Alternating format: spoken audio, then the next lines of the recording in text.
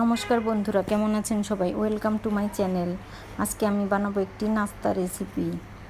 আসলে বিকেলে চায়ের সঙ্গে তো কিছু না কিছু খেতেই হয়। বিস্কুট তো আর প্রতিদিন ভালো লাগে না। মাঝে মাঝে বিস্কুট, মাঝে মাঝে অন্যান্য কিছু দিয়ে চাটা খেতে ভালো লাগে। আজকে আমি বানাবো আলু পুরি। এজন্য আমি ময়দাটা মেখে নিচ্ছি। ময়দাটা একটু তেল দিয়ে, প্রথমে লবণ দিয়েছি, তারপর তেল দিয়ে আমি ময়াম দিয়ে নিচ্ছি।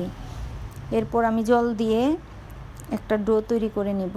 আলু পুরির জন্য একটা ডো তৈরি করে নেব। ডোটা খুব নরম, খুব শক্ত হবে না, ডোটা মিডিয়াম হবে। খুব শক্ত হবে না, খুব নরমও হবে না। দেখুন আমি কিভাবে ডোটা মেখে নিয়েছি। এখন এটা 10 মিনিটের জন্য আমি রেখে দেব। আর আমি আলুটা সিদ্ধ করে নিয়েছি। এবার আমি মরিচ ভেজে নিব। আলুটা মাখার জন্য একটা মশলা আমি একটু তৈরি করে নিব। আমি প্রথমে মরিচগুলো ভেজে নিলাম। এবার আমি পেঁয়াজ ভেজে নিব। আমি অনেকগুলো পেঁয়াজ নিয়েছি। আসলে পেঁয়াজটা ভেজে দিলে খেতে দারুণ লাগে। আমি পেঁয়াজটা লাল লাল করে ভেজে নেব।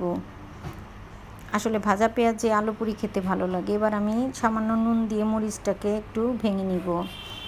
আর পেঁয়াজ দিয়ে এবং কিছু মশলা দিয়ে আমি আলুটা মেখে নেব। আসলে মাঝে মাঝে মনে হয় বিকেলবেলা গরম গরম কিছু তৈরি করে খাই, আর মন যখন চায় তখন মনে হয় এখনই করি। আর আজকে মন চাইলো একটু আলু পুরি খেতে, এই জন্য বানিয়ে দিলাম বাচ্চাদের, আর আমিও খেলাম। এবার আমি সেই ভাজা পেঁয়াজের থেকে একটু তেল দিয়ে দিলাম, আর সেই শুকনো লঙ্কা, পেঁয়াজ ভাজা, আর এর সাথে আমি দিয়েছি সামান্য ধনিয়ার গুঁড়ো আর সামান্য গরম মশলার গুঁড়ো আর স্বাদ মতো লবণ। আমি আর অন্যান্য কোনো মশলা দিইনি। এবার 10 মিনিট হয়ে গেছে, আলুটা তৈরি করে নিয়েছি। এবার আমি পুরিগুলো, আমি এখানে 1 কাপের একটু বেশি ময়দা নিয়েছি। আমার যে কয়টা পুরি লাগবে বানাবো, বাকিটা দিয়ে আমি অন্য কিছু বানিয়ে নেব। এবার আমি পুরিগুলো তৈরি করে নিলাম। ভিতরে আলুটা দিয়ে আমি পুরি তৈরি করে নিলাম। এবার আমি প্রথমে গোল করে নিচ্ছি, একটু বেলে নিচ্ছি। তবে আমি হাত দিয়েই আসলে পুরিটা তৈরি করব। বেলতে গেলে আমার তেমন একটা ভালো লাগে না, এই জন্য আমি হাতে একটু গোল করে তারপর বেলুন দিয়ে আমি একটু হালকা বেলে নিয়েছি। এবার আমি পুরোটাই হাত দিয়ে পুরিটা বানিয়ে নিব। এভাবে হাত দিয়ে বানিয়ে নিলে আমার কাছে বেশি ভালো লাগে। আর পুরিটা একটু বেশি পাতলা হবে না, মোটামুটি থাকবে।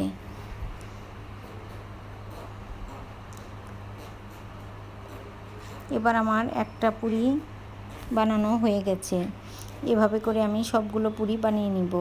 আমার ভিডিওটা যদি ভালো লাগে তবে অবশ্যই জানাবেন। ভালো লাগলে একটা লাইক করবেন, আর অন্যান্য ভাইয়া আপুদের দেখার জন্য একটা শেয়ার করে দেবেন। ফেসবুক থেকে দেখলে আমার ফেসবুক পেজটি ফলো করবেন, ইউটিউব থেকে দেখলে আমার ইউটিউব চ্যানেলটি সাবস্ক্রাইব করবেন। ভিডিওটি দেখার জন্য সবাইকে অসংখ্য ধন্যবাদ। সবাই খুব ভালো থাকবেন। আমি এভাবে সবগুলো পুরি বানিয়ে নিচ্ছি। এবার ভাজার পালা। আসলে বাসায় বানানো নাস্তা দেখতে যেমনই হোক না কেন খেতে দারুণ হয়, এবং এর মধ্যে একটা শান্তি থাকে। নিজের হাতে বানানো খাবার খেলে একটা অন্যরকম ভালো লাগা কাজ করে। এবার পুরিগুলো আমি ভেজে নিচ্ছি। পুরির জন্য তেলটা একটু গরম করে, বেশি গরম করেই নিতে হবে।